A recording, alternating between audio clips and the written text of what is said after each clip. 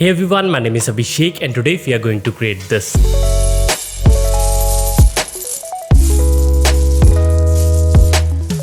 This animation is done using rigid body simulation in Blender and it's very easy to create. Not only this, you will also learn how to apply textures onto different surfaces and much more. So with that being said, let's jump into Blender and get started. Alright, so right now I'm in Blender and I'm using this 3.5 version, so you can use whatever you want. And over here you will be able to see all the keyboard shortcuts that I'm pressing. So first let's select everything by pressing A, then X to delete. Now we are going to create a cube first, so press Shift A, let's go to Mesh, let's add a cube. Now we are going to change its scale based upon our camera. So first let's create a camera, so press Shift A, let's add a camera and we have it over here. Let's press N. And I'm going to just quickly change its value to 90, 0 and this will be 90 as well. Now we can press G, X and let's move it over here. Let's go inside the camera. Now I'm going to do one more thing. I'm going to go under the camera settings and let's set the focal point to something like 300. So we are going to use a very large focal length. And after that I'm going to use this slider to move this away. Something like that.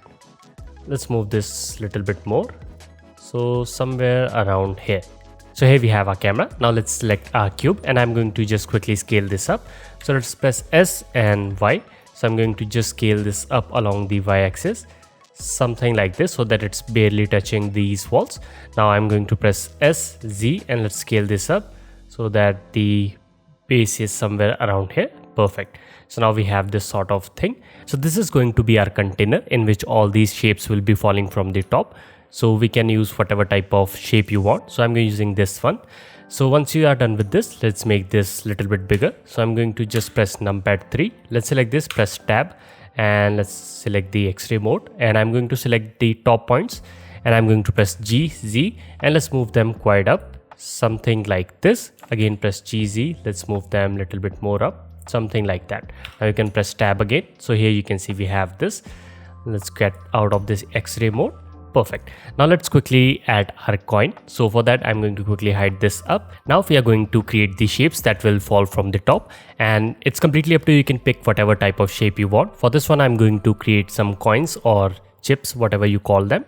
So for this press Shift A, let's add a cylinder and we have it over here. Now if you want you can play around with these vertices. You can just make them however you want, but for this one I'm going to just leave them to 32 like this. So here we have this.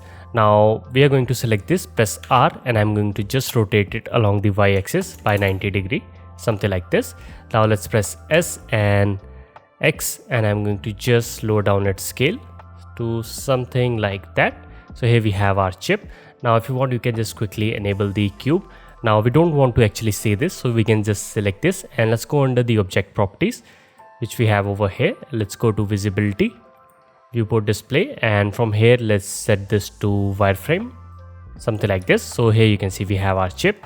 Now we can go back to the camera and you can see that this is quite big, so I'm going to just make this smaller, something like that. Yeah, I think this looks good, maybe a little bit more. Perfect. So once you're done with this, press Ctrl A. Let's apply all the transformations. Now we have this and you can see that its width is perfect. So we are ready to add some rigid bodies to this. So for that I'm going to first select this cube which we have over here. Let's go under the physics tab and I'm going to just change this to rigid body and under type let's set this to passive and over here we have this shape. I'm going to set this to mesh. Rest of the things we can play around later on. And for this one I'm going to select this. This will be also a rigid body. So let's select this and this one will be active. And under the collision shape, we are going to change this from convex hull to cylinder because we have this cylindrical shape. Now you can see that we have this some sort of cylinder appeared around these edges. And if I play back, you can see that now it is acting as a rigid body and it is falling inside this. Perfect. So here we are done with this and we can create multiple copies of it later on. But first let's add some textures to this. So before we continue, if you want to support my channel, then you can join my Patreon page. Link for that will be in the description. And upon joining, you will get access to the tutorial project files and exclusive templates that are available only on Patreon. So make sure to check it out. Now let's get back to the video. Now I'm going to quickly make some room. So let's open this up and I'm going to quickly change this to shader editor. Perfect. So let's select this, and I'm going to just press GZ and let's move this to the top. Now I'm going to switch this to the texture mode and let's start adding some textures to this. So first I'm going to click on new. Now we are going to create a material. So first I'm going to create a YouTube button. Now basically we are going to apply the YouTube sticker logo on this. So for that we can just quickly make some space like this. Now we can press Shift A and I'm going to quickly search for image texture. Now click on open. Just navigate to wherever you have the images saved. Make sure that these are PNG and have transparent background. So you can select whichever one of these. So I'm going to select this YouTube one. Just click on open. Now if I plug this into the base color, you can see that we are able to see the logo, but it's not completely fit. So there are a couple of things that we have to do. So first we have to unwrap this. So I'm going to select this and then you can press tab. Now you can press U and from here we can just unwrap this. So I'm going to project from view. Now in order to view what we have done, I'm going to just quickly open one more window and I'm going to just change this to UV editor, something like this. So here we have our logo and here we have our UV unwrapped. So I'm going to just select everything by pressing A, then you can press S to scale this up. So let's just scale this up to something like this. Let's make some room. Now it's completely up to you, can just scale it however you want. Let's press G and just try to place it somewhere in the center, somewhere around here. Perfect. So here you can see we have our logo. Now there's one more thing that you can do. Let's select everything by pressing A and let's add a UV map. So let's go under the vertices. Over here you can see we have UV map and I'm going to quickly rename this to UV map YouTube logo. Perfect. Now we have this. Now I'm going to create another node. So we are pretty much done with this part. So we can probably just join this up. So let's join area. Perfect. Now let's add one more node. So you can just click, press Shift A and I'm going to search for UV map. And from here we are going to pick the UV map which we just created. Let's plug this under the vector. Now we have this logo and I want this background to be of different color. So for that we can do one more thing. Let's place it over here. And for background we can use a RGB node. So press Shift A. Let's search for RGB color. Let's just simply click over here. Now it's completely up to you, you can pick whatever color you want. Now you can see that if I plug this over here, now we are able to see the color, but we are not able to see the logo over here. So we can mix these two. So in order to do that, let's press Shift A and I'm going to add a mix node. And over here, I'm going to change this from float to color. Now we can plug this color to the top one and we can plug this color to the bottom and we can select this result and let's plug this to the base color. Now you can see that we are able to see the logo, but it's quite faded because we have to cut this out from this shape. So in order to do that, just select this alpha and let's plug this to the vector. And maybe we have to switch these two textures. So just make sure that this is over here. Now here you can see we have this image or logo on top of this. So if I change this color, you can see that we are able to see the color at the background and we have this logo cut out. So let's quickly change this to white. So saturation, let's set this to 0. Perfect. So here we have our first texture and there are a couple of things that you can do. We can just make this metallic by increasing this. Specular, we can just set this to 0. Roughness, we can lower this down. Shear tint, set this to 0, this to 0 as well. Clear coat 0, clear coat roughness to 0 and clear coat we can just set this to 1 or a little bit less. Perfect. So here you can see we have our material. Now in the same way we are going to create bunch of different copies of it. So first I'm going to select this, press Shift D and let's move this copy over here. And on this one we are going to change the texture and I'm going to make this one a like button. So first I'm going to just duplicate this texture or material. Let's call this one like. Now let's unwrap this as well. So you can press tab. Now press A to select everything, U, and I'm going to just do the same thing, project from view. Perfect. And over here I'm going to quickly change this texture. So let's open this up and I'm going to select this like. Perfect. So we have it over here. Now again we can open up the UV editor. So let's do it over here. Let's go to UV editor and we have this over here. Now I'm going to again project this. So press U. Let's project this from view. Now we can select everything by pressing A and over here we are going to create another copy of this texture map. So let's click on this plus icon, and on this one we are going to just call this UV like.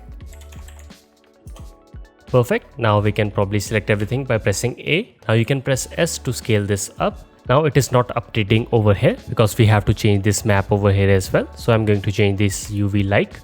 Perfect. Now we have our logo, and press A and let's press S to scale this up. Now you can see that the image texture is tiling. So we can fix that by simply setting this from repeat to clip. Perfect. Now you can press G and let's just place it somewhere in the middle, something like that. Perfect. So here we have this. Now again I'm going to change its color, base color. I'm going to set this to blue. Perfect. And we have this. Now I want this to be of white color, so we can do one more thing. We can just add a RGB node or color ramp node. Let's add a color ramp node and just plug it between these two colors, and let's set this black color, and I'm going to just change this to white as well. Perfect. So here you can see we have changed the color of this. Now we have these two copies. Now I'm going to create one more. So let's select this, press Shift D, and let's place it over here. Again we are going to repeat the same steps. So select this, press tab, select A, and let's change this. So first I'm going to change the material. So let's select this, let's click over here. So I'm going to call this one heart, and let's change the texture. So let's select this heart, and let's select this, press tab. Now we have everything selected. Now I'm going to add another UV map. So just click on plus, and this one I'm going to call this UV map, and we can just simply select this. Perfect. Now we can select this, and you can just simply press U. Let's project this from view. Again let's select everything, press S to scale this up. Now again this is not updating because we have to change it to heart. Perfect. Now you can press S, G, and just align it however you want, something like that. Now we are pretty much done with this. We can press tab again, and let's change its color to red. So now we are done with all of these shapes, and our last step is to just animate them. So let me just quickly turn these off. So let's join these areas, and I'm going to just make this smaller, and let's set this to timeline. Perfect. So here we have all of these shapes. Now if I press play, you can see that all of these are falling, and there are more settings that you can do. So first I'm going to select this cube which we have over here, and let's go under the rigid body. Over here you can see we have this surface response. Now you can add some bounciness, so let's increase this up. Now friction, it's completely up to you. You can just lower this down. So now if I play back, you can see that we have these over here. Now we can do one more thing. Let's select these, and I'm going to add bounciness to them as well. Let's set the value to 1. Let's select this, set this to 1 as well. Now if I play back, here you can see now these will be bouncing. Perfect. Now if this is too much, then you can do one more thing. You can select this, and let's decrease the bounciness of this. So just lower this down a little bit. Perfect. So I think this is looking fine. So here we are done with this. Now our next step is to just create multiple copies of it and just align them wherever we want. So let's select all of these three, press G, and I'm going to just move them to the top. Now we can probably zoom in, and we are going to just align them over here. So let's select this, press G, and I'm going to just place it over here. Let's select this, press G, and let's place it onto this side. Let's select this, press G, and let's place it over here. Now I'm going to select all of them, and I'm going to press Alt D to create linked copies of it. Now we are using the Alt D instead of Shift D because in case we want to change the material, then all of these will be automatically applied. So let's place it over here. We have a little bit gap over here, so we can probably select one of these. Let's select this, press Alt D, and just place it over here. Now let's select this YouTube logo, press Alt D, and let's place it over here. Let's select this, press Alt D, place it over here. Let's select this, press Alt D. I'm going to just place them randomly, duplicate them. So here we have this. Now we can select all of them, just press Alt D, and let's just move them down, something like that. Again, select all of these, press Alt D, and press Z to move them down like this. Now let's select all of them once again and press Alt D and GZ. Let's move them down, and let's go over here. So I think let's go to the camera, and now if I play back, you can see we have all of these coming down. Perfect. Maybe we have to add more copies of it. So let's go to the very beginning. Let's get out of this camera and we can add more copies of it. So for that we can do two things. We can select this cube and let's go to the edit mode by pressing tab, and let's go to the X-ray mode. Let's select this top edge, press GZ, and let's move this to the top. Let's press tab again. Now we can select these, press Alt D and just move them to the top. So we're basically creating more copies so that at the end the full screen is filled with these. Perfect. So here you can see we have all of them. Now there is one more small problem. You can see that we have all of these coming in. Now you will notice that all of these are falling straight away. These are not moving much. So we can do one more thing. We can have little bit of obstacles between these paths. So for that you can do one thing. So let's press Shift A. Let's add a cylinder which we have over here. Perfect. Now I'm going to just press R, Y, and let's rotate it by 90 degree. Perfect. Now we can press S to scale this along the x-axis to make this little bit bigger. Now you can just make this smaller. Perfect. Now I'm going to make this as a rigid body as well, and I'm going to make this passive, and under the shape I'm going to set this to cylinder. Perfect. Now we can select this and let's place it randomly over here at different points. So let's select this, press G, and I'm going to place one over here. Now you will notice that we have 4 copies over here. So I'm going to just select them and delete these so that these don't overlap anything. Now let's select this, press Alt D, and let's place one over here.